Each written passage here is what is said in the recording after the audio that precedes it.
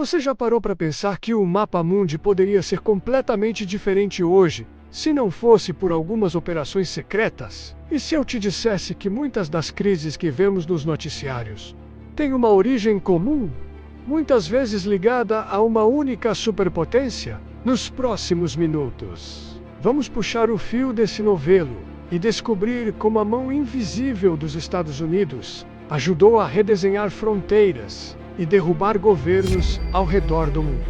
Fique comigo e não esqueça de subscrever o canal e ativar o sininho. Eu, Teodoro Barreto, agradeço muito e garanto que você vai mudar a forma como você enxerga a política global. Desde o fim da Segunda Guerra Mundial, os Estados Unidos se envolveram, direta ou indiretamente, em dezenas de tentativas de mudança de regime. A lista é longa e atravessa continentes. Vamos começar pela nossa vizinhança, a América Latina.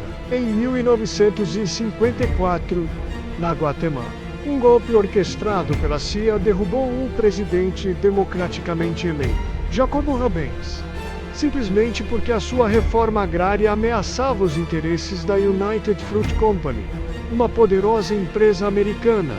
O resultado: décadas de instabilidade e guerra civil. Saltando para 1973, no Chile, o governo socialista de Salvador Allende, também eleito pelo povo, foi violentamente deposto. Documentos americanos liberados anos depois confirmaram o que muitos já suspeitavam. Os Estados Unidos da América financiaram a oposição, criaram instabilidade econômica e apoiaram o golpe militar, que levou o general Augusto Pinochet ao poder, iniciando uma das ditaduras mais brutais da história do continente. E não para por aí. Irã, em 1953, Congo, em 1960, Indonésia, em 1965, e, claro, o apoio a grupos como os Contras na Nicarágua nos anos 80. O padrão se repete. Um governo que não se alinha perfeitamente aos interesses econômicos ou geopolíticos de Washington, de repente se vê diante de uma crise interna, muitas vezes com um empurrãozinho externo.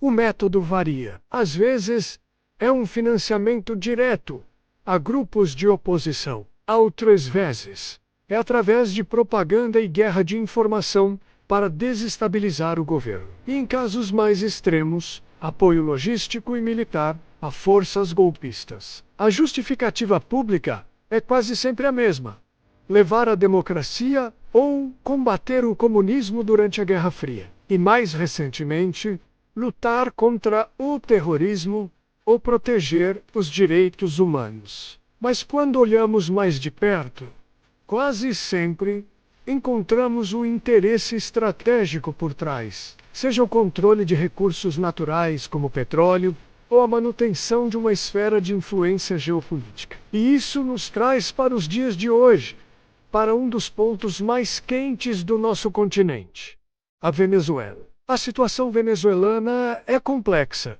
com uma crise econômica e política profunda, mas é impossível analisar o cenário sem considerar o papel dos Estados Unidos. Desde o governo de Hugo Chávez, os Estados Unidos da América impõem sanções pesadíssimas ao país. A lógica é simples: sufocar a economia para provocar uma revolta popular que derrube o governo de Nicolás Maduro.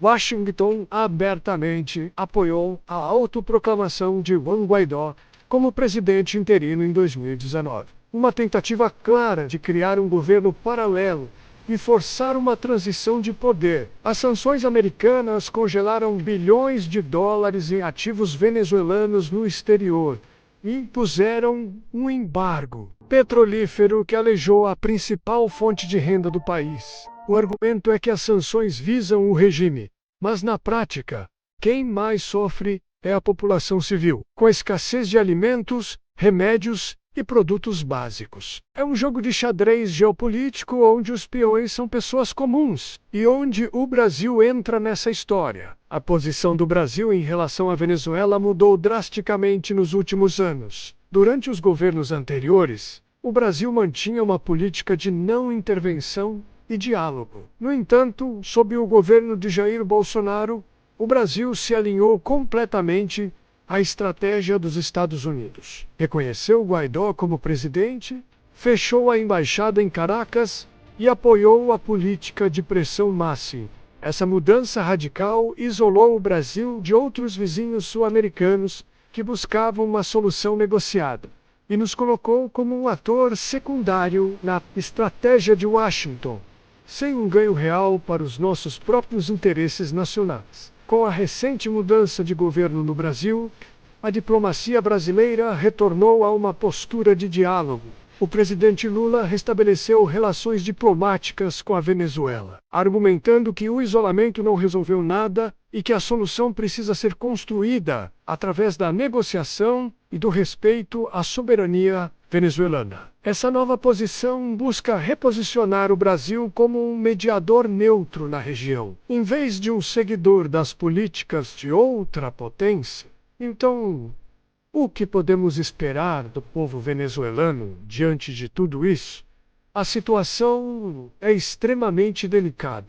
Por um lado, há um descontentamento genuíno com o governo Maduro, a inflação galopante e a crise humanitária. Muitas pessoas querem, sim, uma mudança. Por outro lado, a intervenção externa, especialmente dos Estados Unidos, gera um forte sentimento nacionalista. Muitos venezuelanos, mesmo os que se opõem a Maduro, não querem ver seu país se tornar um fantoche de interesses estrangeiros. Essa interferência acaba, ironicamente, fortalecendo o discurso do governo de que os problemas do país são causados por uma guerra econômica liderada pelos Estados Unidos da América. O povo fica preso no meio de uma disputa de poder entre seu próprio governo autoritário e uma superpotência com um longo histórico de intervenções. No fim das contas, a história nos mostra que golpes e intervenções raramente trazem a estabilidade ou a democracia prometidas. Na maioria das vezes,